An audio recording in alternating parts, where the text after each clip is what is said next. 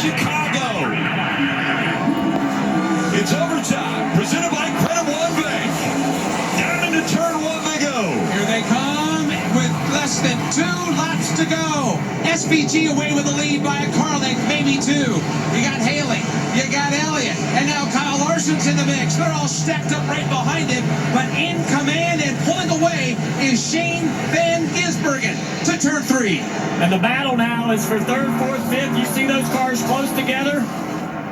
Down into turn 4. No lockups. Everybody getting through here really cleanly in this. Coming to the white flag, the 91 easily out front of the field.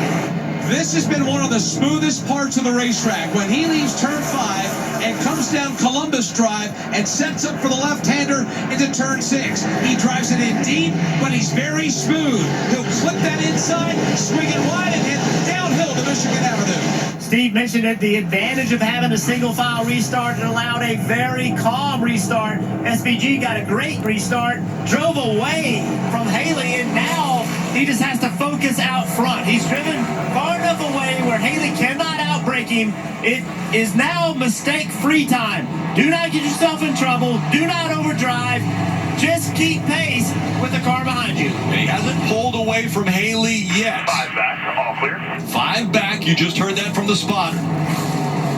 Van Gisbergen out of turn 12, coming up to see the white flag. One more time around this street course in Chicago.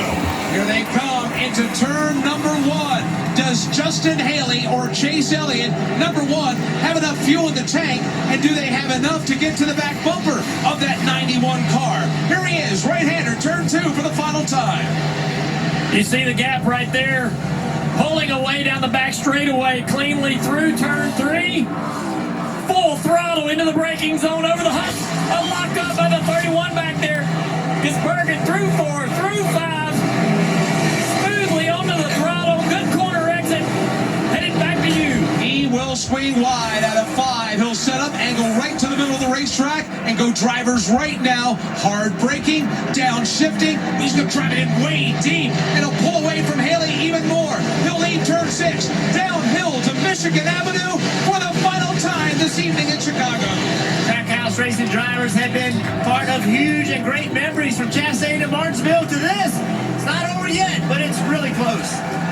The 75th anniversary of NASCAR, and it has been 60 years since a driver has won in their series debut. Well, through turn 11, Shane Van Gisbergen has been perfect. He has navigated the streets of Chicago to perfection. The final time, onto the front stretch. He comes to the checkered flag. He's won the very first street race in NASCAR. Thank you, guys.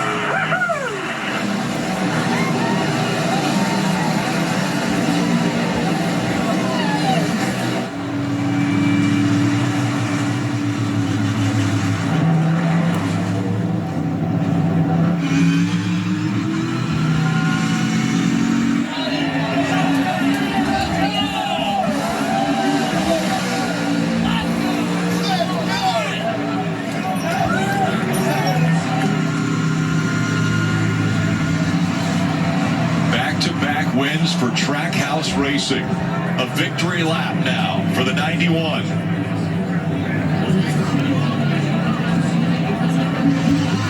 And the fans showing their appreciation all the way around this course.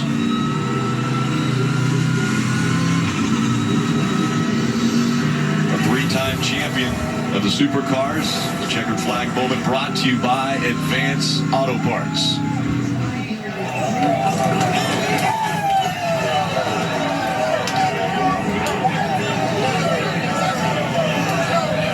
The 34-year-old from New Zealand. We mentioned earlier, if he could add his name to the list, well, he has done it. 60 years since Johnny Rutherford did it at Daytona back in 1963. He wins in his first career Cup Series start.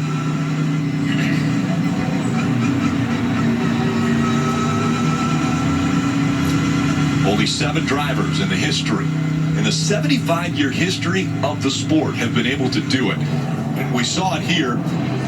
And it just shows the talent of his discipline that he is able to wheel a car around a street course. And he just did it with absolute precision and raw speed. As you see Daniel Suarez coming up to congratulate his fellow Trackhouse driver. How will he celebrate? That's the question. You know, we see burnouts. We see, so many different things. Last week it was throwing a watermelon onto the racetrack. I'm confident to say we're not going to see a watermelon. We're not going to see a watermelon. That I'm willing to rule out, but so impressive. And it just shows you where NASCAR is in global motorsports, right? What a great... Here's your answer, Rick.